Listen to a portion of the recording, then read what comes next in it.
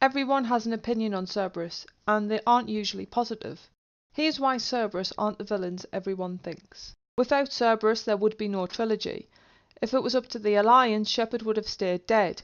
The Mass Effect 2 game would have lasted about 3 minutes, and if there was a third game, it would have been based around managing the weddings at Shepard's Memorial Plaza, which would come to an abrupt end as the galaxy was destroyed. Cerberus cannot be judged for their actions in Mass Effect 3 because they've been indoctrinated. And just how did they get indoctrinated?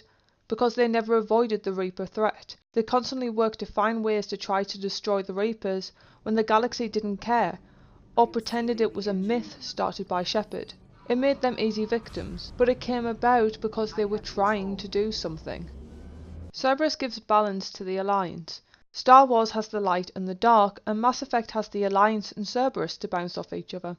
The Jedi aren't perfect, and neither are the Alliance. The Alliance, for instance, also were a reason certain kids were put through hell to become biotics. Where do you think Cerberus got the idea from? To reduce Cerberus as a right-wing force utterly misses the complexity of the games and does a disservice to the writing. To say Cerberus a UKIP just means supporting the Blairite imperialism of the Alliance. It's dismissive and more complex than that. Cerberus operates in a fundamentally different way. Their actions are largely determined by their cells. Even the Elusive Man gives them a certain amount of freedom, which is how so many go rogue. You can have good cells led by great people, such as the Lazarus Cell, or utterly shocking ones. It can be a force of good trying to change things positively in a galaxy where humans are hated and lack any political power, or it's an excuse to feed off hate.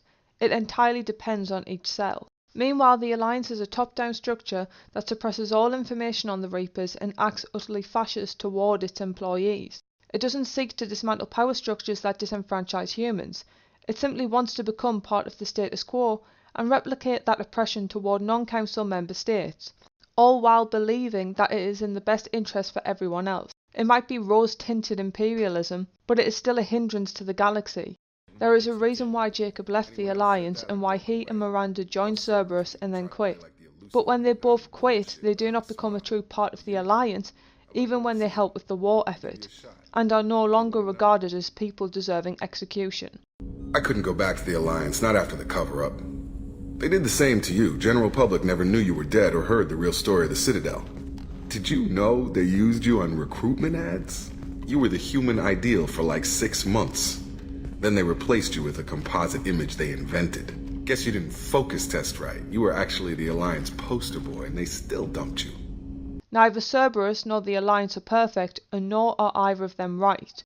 They have huge flaws, and we're supposed to see them and challenge them. Cerberus screw up a lot, but they do try. They simply offer a different way in a galaxy where humans are struggling to find their place.